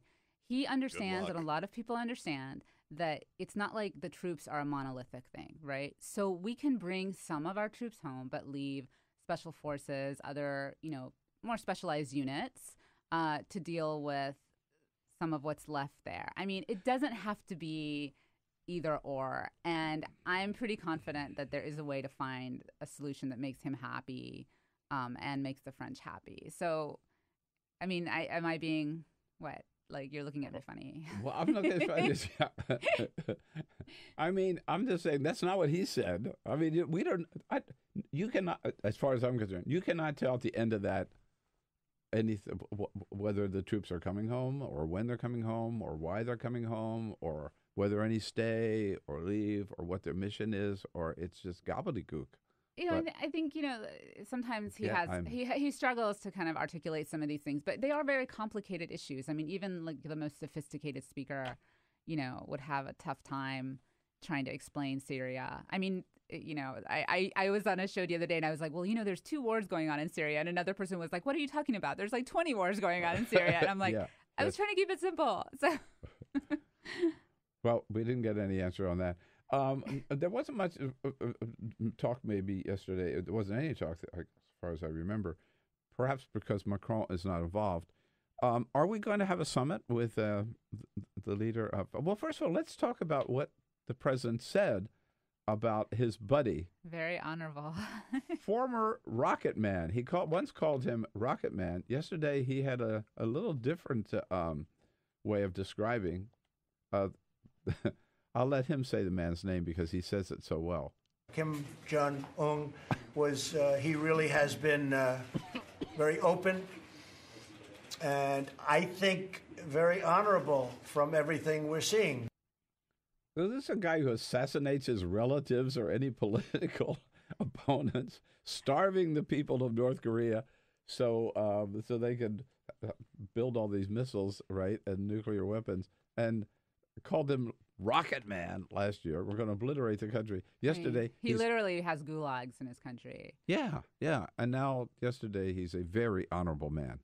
Well, Mark Antony also said that Brutus was an honorable man. So maybe this is a setup. Oh, you think so? For the assassination? No.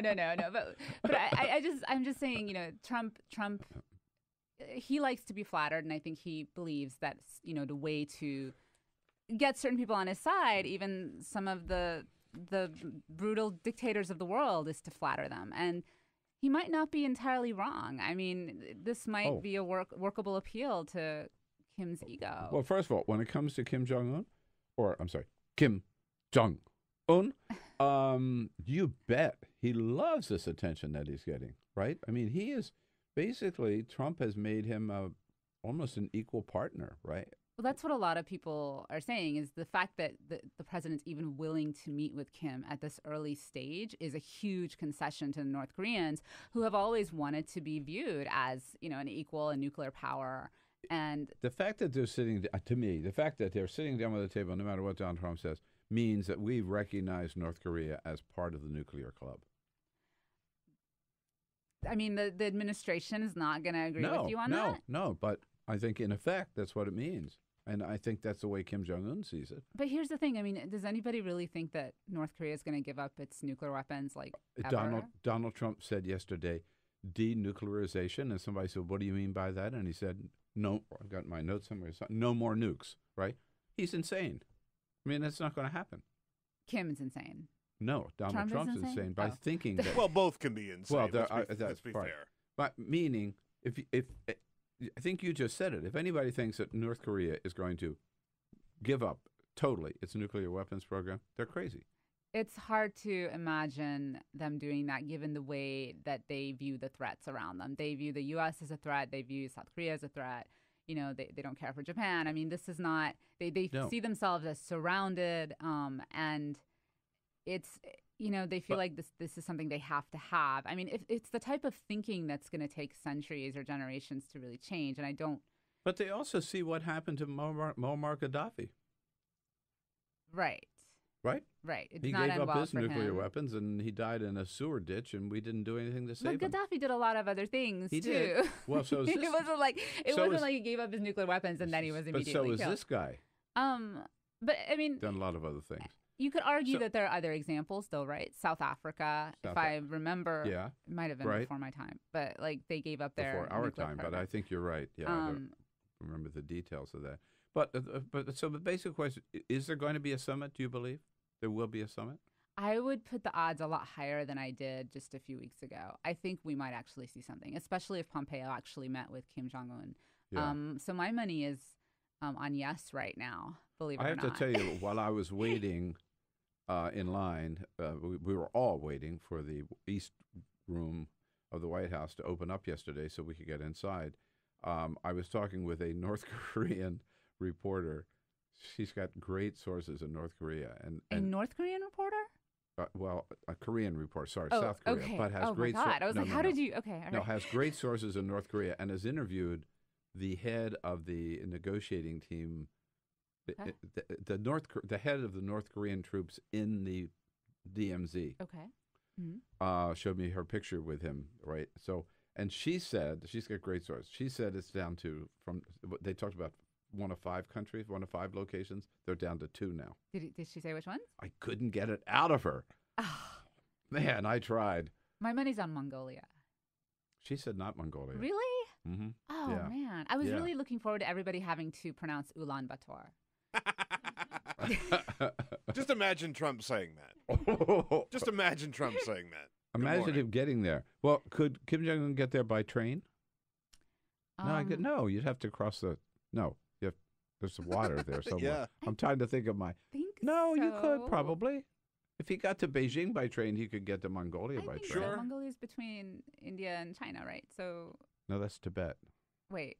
Oh my God, this is Mongolia's terribly embarrassing. north, Can we isn't edit this part out? Like, Yeah. I look terrible. We're going to edit the geography B portion out of the show Russia. today. No, Don't I'm worry. sorry, Russia, right? This is that's because it's like a democracy, and and I know more about Mongolia than I might sound like I do right now.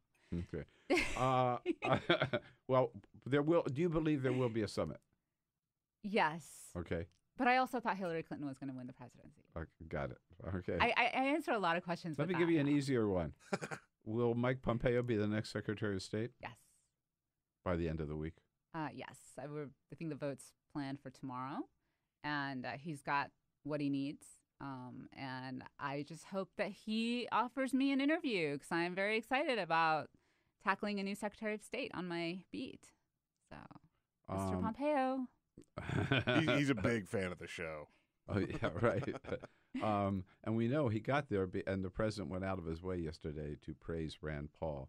And he said that Rand Paul has, here he is, Rand Paul's never let me down. Rand Paul is a good man. And I knew things that nobody else knew. And Rand Paul said, I'm going to change my vote. And he voted, and everybody was surprised.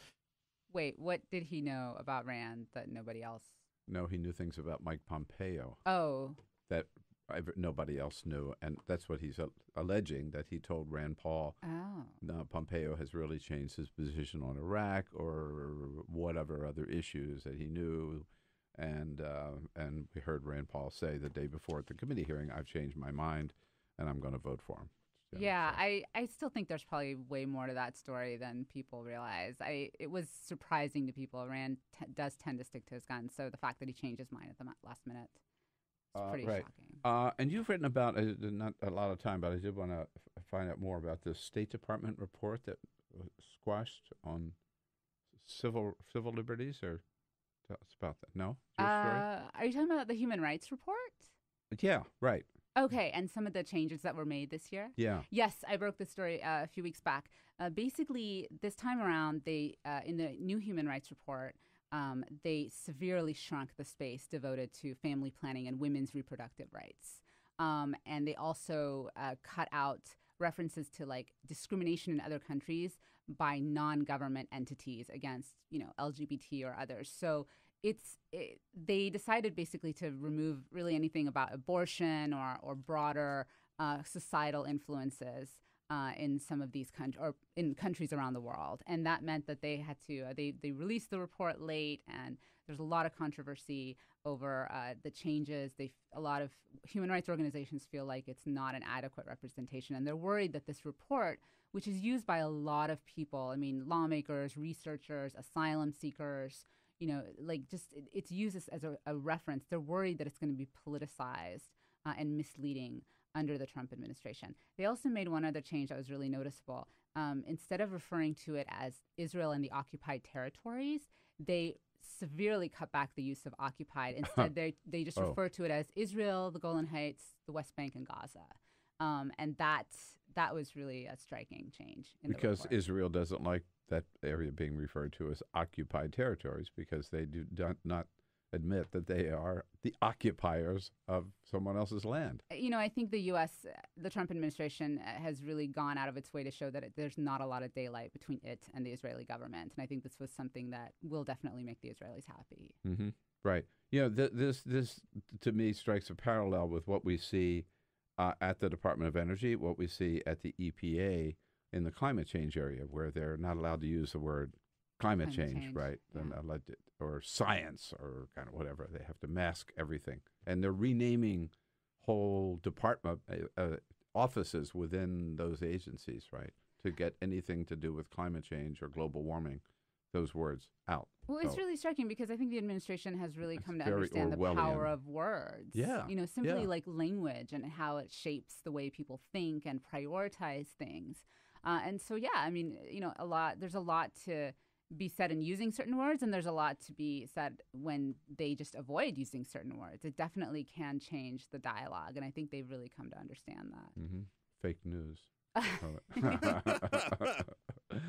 Well, very exciting time for you. I'm a new Secretary of State. We didn't even get a chance to talk about Rex, the late, great Rex Tillerson, who slinked out of there and with not a lot Toosi. Maybe he'll write a memoir. Oh, yeah. Would that he sells as many books as James Comey has. Nahal Toosi from Politico is Politico.com. What's the Supreme Court up to? A lot of important stuff. Elizabeth Wydra will bring us up to date on that. Coming up next. Thanks, Nahal. Always good to see you. Thanks for having me. We'll be right back. Quick break. We'll be right back. This is the Bill Press Show.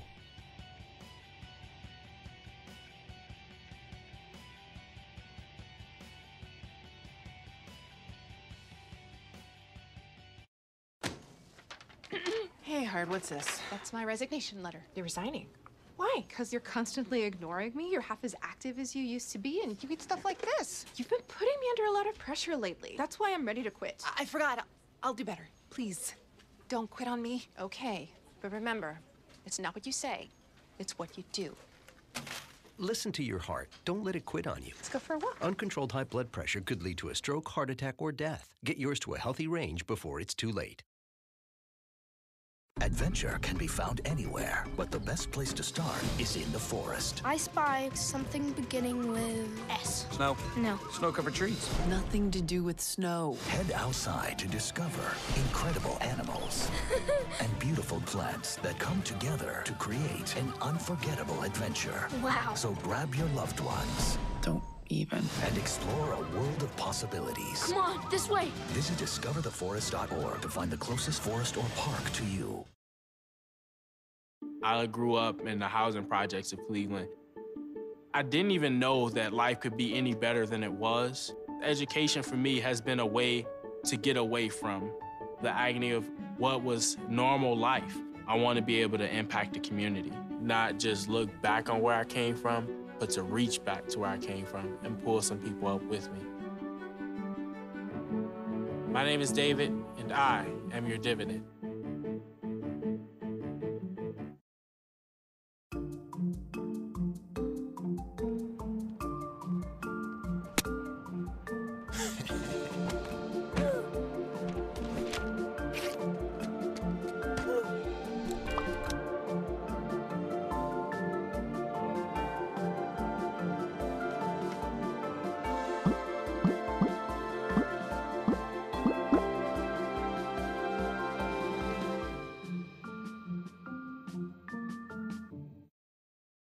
Hamilton was adopted from a rescue in 2008. He really likes to be around people. And as soon as I start to make my breakfast, Hamilton is right there. I get out my mat and I'm doing a downward dog and he's underneath. He's quite the pug about town. He gets invited to a lot of parties. He knows he's a pretty big deal. I mean, look at this little face. How could you not love him?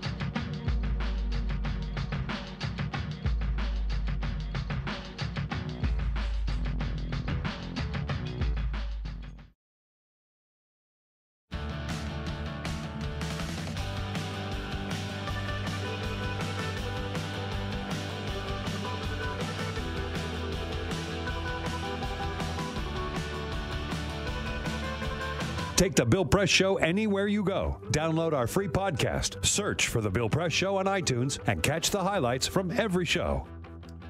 Make it a Wednesday, April 25, 2018. Hello, everybody. The Bill Press Show. Good to have you with us today. Lots and lots to talk about, as you can tell, on many different fronts.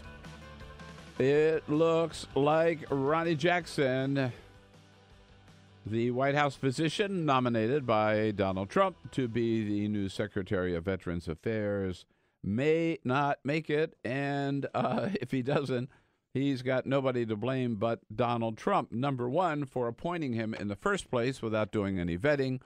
And number two, for throwing him under the bus yesterday. Now, I know late in the day, so let's back up a little bit. We reported yesterday that there was supposed to be a hearing this week, and Ronny Jackson was going to be confirmed and was going to be all over. And then we heard again yesterday, we mentioned that suddenly some new information had come forward. We weren't sure what it was, but it was enough that the Republican chair of the committee said, we better put this hearing off because we got to look into a couple of things. So they put the hearing off, and Donald Trump was asked about it yesterday, about these new allegations, at the news conference that he had with President Macron of France.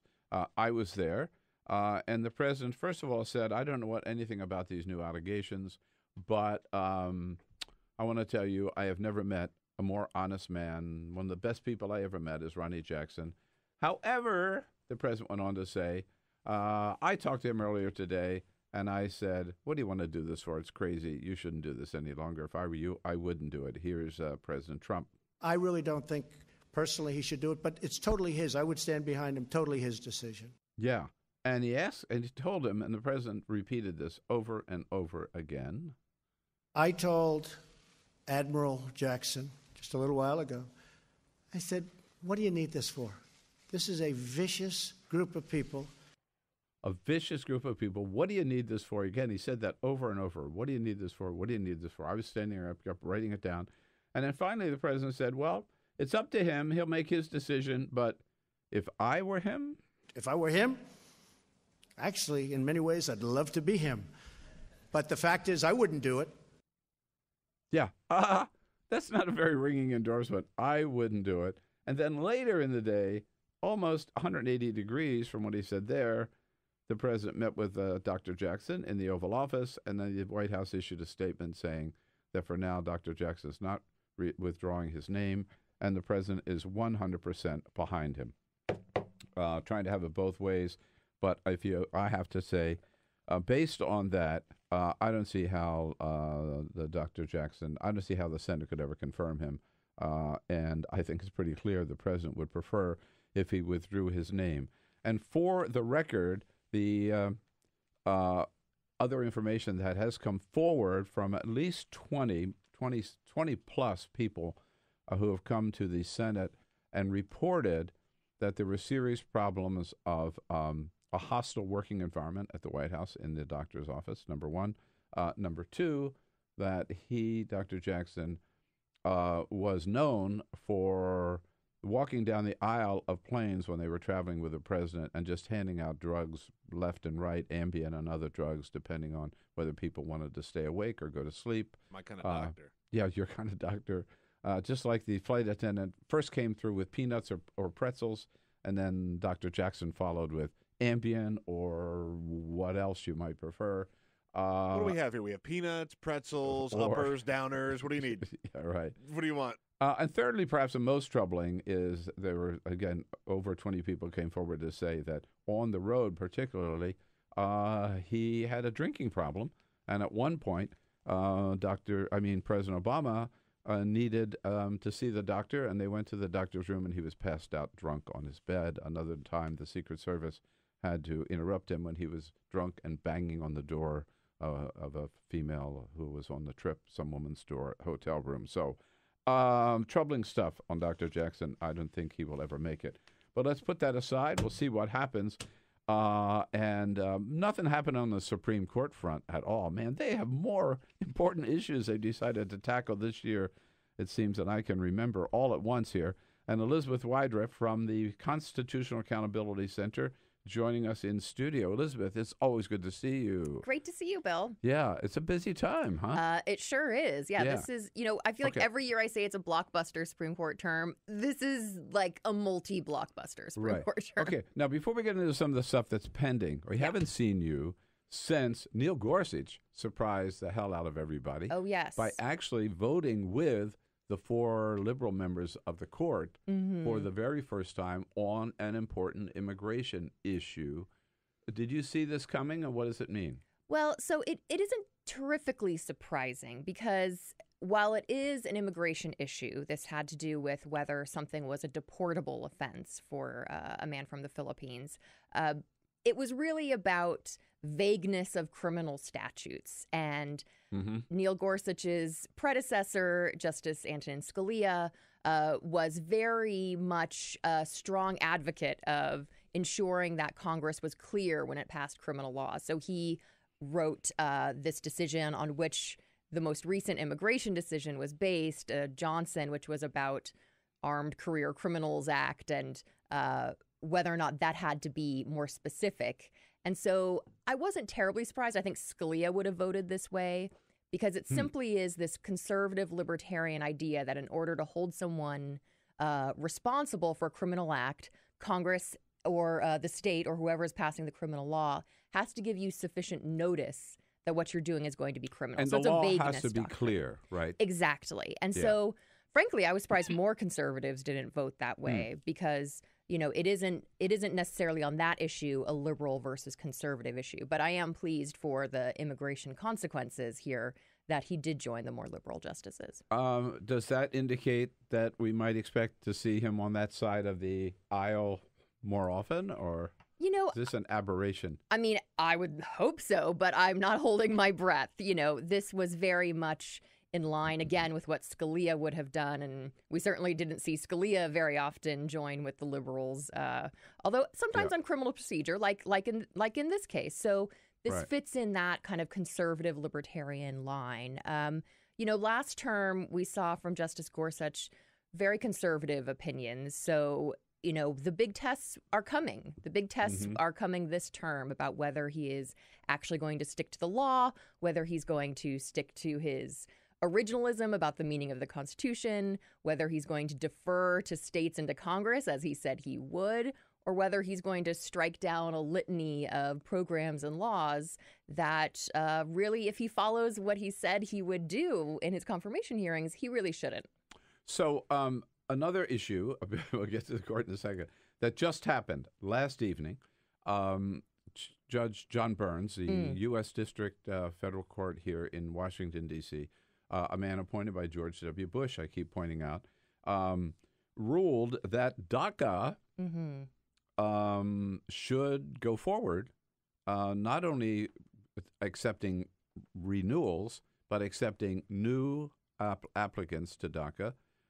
Total contradiction to what the Trump administration has said. In fact, he called the Trump decision to end the program capricious and arbitrary. Yeah. That they showed no compelling need to end it, so that it was basically an invalid action.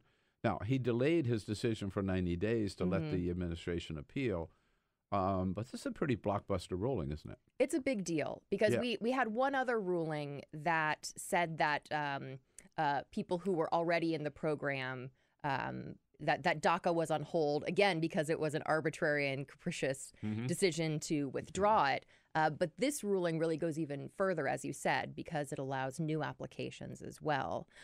So, I think that it's a really big deal. Judge Bates is not known as this, wild liberal judge. He, is really just saying, look, we expect, even in the Trump era, that the executive goes through the proper procedures when it makes policy. And here they claimed, on the one hand, that DACA was unlawful, and that's why they were withdrawing it. But then they also said, you probably remember when Trump said, yeah, if Congress doesn't do anything about it, maybe I'll reinstate it. Well, which is it? And I would say perhaps even more important, it's obviously a lawful action. The president has the authority to make priorities of immigration enforcement, and President Obama properly saw that these young people who came to the country to make our country better and make their own lives better and really are a benefit to our communities should not be priorities in deportation because they've passed a strict background test. They have jobs. They are really shining examples of what Americans are and should be. And so that is completely within the president's discretion. And so it's very much a lawful program, and the Trump administration couldn't give any good reason to withdraw it. And now we see the judiciary fulfilling their obligation to be a check on the president and saying, no, you can't do that. Right. The judge also said in terms of what he's seen so far from the Trump administration, he called it meager legal reasoning. Yes, I think that is actually kind. And I will say, Trump's career lawyers in the Department of Justice are doing their level best, but the president does not make it easy for them. That's for sure. Yeah. It also, we say this, it's kind of could be seen as an invitation to Congress to just come up and make this program permanent, legal, give it official status, right? Oh, come on. I mean, they need to pass a Clean Dream Act. It's, again, these young people are the best of America. And the idea that they haven't done that when the vast majority of Americans support passing a Clean Dream Act is just irresponsible. So now we have, let's get to the core, the travel ban. Yes. Is back up soon. At 10 a.m. today. Oh, all right. That's pretty soon. Yes. I'll be heading there right after we're done. 10 a.m. East Coast time, yes. Right? Hour and 10 minutes from now. And they've considered this before. So tell us about this particular issue. Today is the last day of Supreme Court arguments for this particular term, although they will, of course, be issuing decisions all the way till the end of June. And, this is certainly a blockbuster to end on.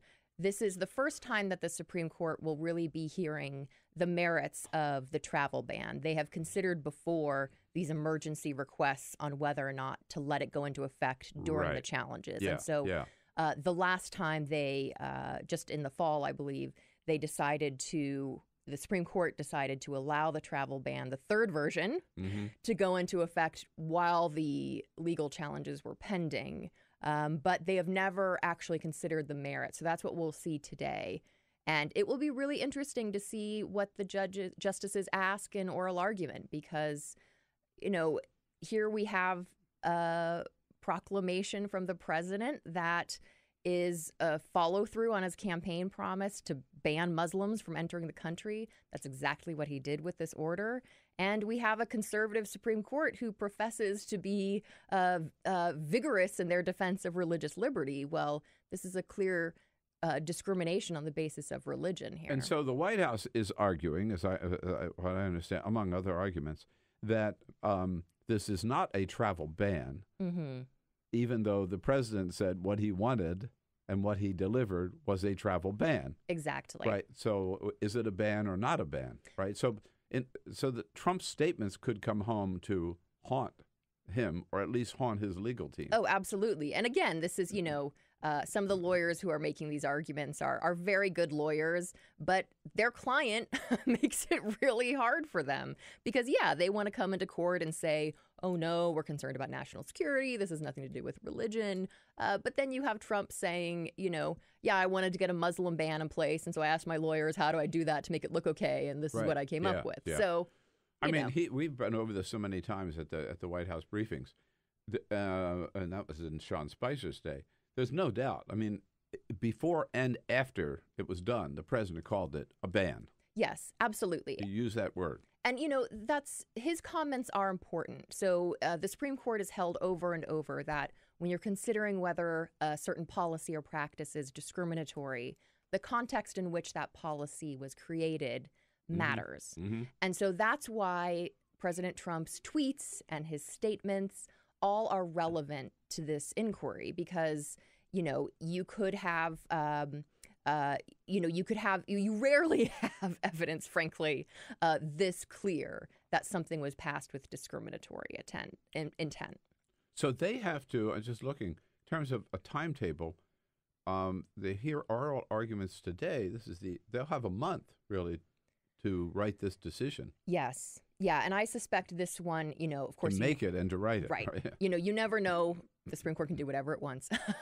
I suspect this one will be 2 months, end of June. Yeah, the very end of June, because it's an incredibly important case, and they're hearing it on the last day of arguments. So I would suspect this one will come out probably the very last day of the term in June. So the Trump administration are the defendants, right? Yes. Who are the plaintiffs? So in this case, there have been many, many lawsuits filed against this unlawful ban. This particular case is brought by the state of Hawaii, who is claiming that this discriminatory ban affects its students who want to come to its public educational institutions, its economy, that people who are coming here to work in important jobs that we need immigrants to, use their incredible talents to fill, and that it affects their constituents because they have family members. Are there states that are joining Hawaii? So many other states have supported Hawaii. Hawaii is the plaintiff in this particular case. It will be, the Hawaii Attorney General who will argue the case? So Neil Katyal, who was the acting Solicitor General for President Obama, will be arguing on behalf of Hawaii. Oh. And, he famously perhaps apologized on behalf of the federal government for the Solicitor General's role in convincing the court to uphold the internment of Japanese Americans in the Korematsu case. And so I think the fact that he's arguing this case shows that the court doesn't want to be, again, on the wrong side of history when it comes to discriminatory actions against people who have immigrated to this country or would like to immigrate to this country. So he what is his role again with the Japanese internment? So when he was acting Solicitor General under Obama, he took it upon himself to speak for the government, obviously with President Obama's authorization, to apologize for any role that the Solicitor General's office had in misleading the Supreme Court about the effects and the reasons for the internment of Japanese Americans during World War II, which was upheld by the Supreme Court as lawful. But not his office as Oh, solicitor. gosh, no. It was in the past, yeah. But I think it shows that, we have had dark moments in our history, and we passed a law in 1965 in the Immigration and Naturalization Act that said immigration law cannot discriminate on the basis of nationality. We have seen that before in certainly the treatment of Japanese Americans, but also at the end of the 19th century, excluding Chinese people from coming to this country. And in 1965, we said clearly, no, you cannot do that. It has to be, if you're going to exclude someone, it has to be based on something they've done rather than simply where they're born. And so not only is the travel ban in this instance unconstitutional because it's a discrimination on the basis of religion, it's also, frankly, just unlawful under the governing immigration statutes because, Trump supporters like to say, oh, immigration law gives him, unfettered discretion. Well, no, it gives him very broad discretion, but we have parameters. And one of those is this 1965 immigration statute that says you cannot discriminate on the basis of nationality. On the basis of nationality, right. The Supreme Court recently heard arguments related to, and this kind of ties back to Donald Trump's attacks on Amazon, related to internet companies charging sales tax. Yes. Yeah. This issue's been around a long time, and I remember debating it with friends years ago about whether or not if you buy on the internet, you should have to pay the state sales tax. Right. And, there are a lot of, the Supreme Court hears a lot of cases. Some cases are really big and affect our values and our neighbors. And some cases maybe aren't as big in terms of constitutional principles, but affect our pocketbooks. And that certainly is one of them. Absolutely. Right. I mean, think of how many things you buy on Amazon. I feel like I get a package every day. So who are the two sides in this thing, right? Yeah. So you have, there are a lot of folks who, frankly, a lot of states who are interested in getting that sales tax. And then you also have, competitors of Amazon who think they're getting an unfair break. Right. But Amazon does collect the sales tax in states. Correct, Peter? I remember Bezos. I mean, some don't. I think Amazon didn't always. Sure. Yes. But now they do. Yeah. I don't want to speak on behalf of Amazon. No, Amazon does. Amazon does, but not all states do the state tax stuff. Yeah. Yeah, right. And so their businesses, so some businesses say if they have to pay the sales tax, then they'd go out of business. Yeah, I mean, there's a Which I find to be a strange argument. I mean, look at Amazon. They collect sales tax, but they don't pay taxes. So there you go. Yeah, right. One way or the other, right. They're cheating on their taxes, right? But it seems to me if you can't sell a product and then pay the sales tax in that state, you ought to go out of business. I don't know. I'm not on the court, but I think it's a hard argument to make. But I used to argue just the other side because as a consumer, right, I buy a lot of stuff online, and I thought it was great not to have to pay the tax. But right. But the fair part is, yes. if you're selling a product in that state that has a sales tax, right. Unlike Delaware, which has no sales tax, state has a sales tax. Everybody, it seems to me, in that state selling products should have to pay. Right. I mean, I think Amazon thinks of itself as this, floating in the ether, magically procuring right. boxes at your doorstep. Any indication from oral arguments, although we've talked before how you cannot read too much into oral arguments, but was there any indication whether how the justices would split on this one? I wasn't at that argument, but I can't think based on their previous rulings that there would be a clear delineation of where they would go in the future based on that. Maybe it depends on how much they order from Amazon. Yeah, that could. There's another reapportionment case in front of them. Yes. Texas. Mm-hmm. And we've seen state courts rule in North Carolina, in Pennsylvania, in Wisconsin. Well, the Wisconsin case is front, and now Texas too, right? Yeah. So just this term alone, we have a gerrymandering case out of Wisconsin and Maryland, and then we have this case out of Texas, which is about racial line drawing in drawing districts. So this is a major theme of the court's term, whether or not in our democracy it's the voters who choose their leaders rather than elected officials choosing their voters. That's a huge issue in the Wisconsin and Maryland cases. And that has to do with partisanship, drawing the lines on partisan lines. Right, right. But they could totally revamp the way district lines are drawn in this country. Absolutely. With some guidelines that would say it has to be done by some independent commission, perhaps not by the politicians. We'll see how far they are willing to go. Well, if you're going to get your seat, you better get... I know, right? You better get moving. The Constitutionality Center, it's theconstitution.org, Elizabeth The USconstitution.org. USconstitution.org. We've got a new website. Check it out.